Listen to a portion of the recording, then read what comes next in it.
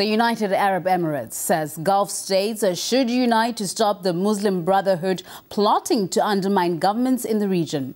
The kingdom says it has arrested 60 Islamists this year, accusing them of belonging to the group, which is banned there, and conspiring to overthrow the regime.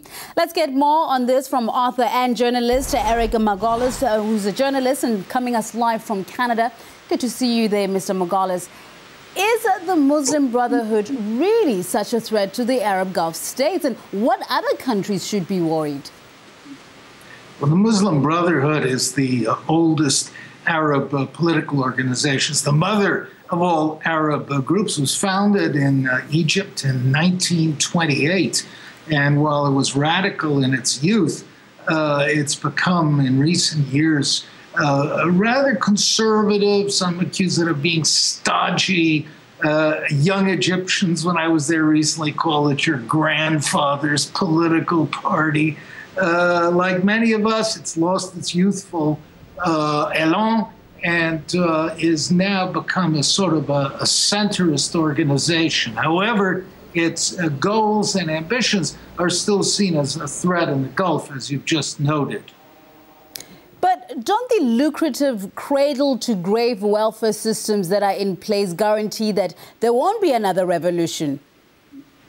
Well, they do very much, because the Muslim Brotherhood's primary goals have been expressed through welfare programs, and it's the reason for its continued popularity in places like Egypt and Jordan, Syria, I might add. But it is a Sunni organization. It's never been very popular among Shia Muslims, and most of the unrest that's coming in the Gulf Emirates now is coming from Shia minority rather than Sunni. So I've never been aware that the Muslim Brotherhood is a great threat to the stability or the status quo in the Gulf. But certainly the advent of a Muslim Brotherhood government in Egypt has made people nervous there. Let's talk a little bit about that. I mean, Egypt's President Mohamed Morsi helped the Muslim Brotherhood increase its footprint in the Middle East, so to speak. But he himself says that there's no plan to export the revolution. What's your take on that? I think he's right. I believe him. The Egyptian Muslim Brotherhood, as I said, has been very conservative, nothing firebrand about it at all. If it does end up being exported anywhere, it's probably more likely it would go to embattled Syria or Jordan rather than to the Gulf.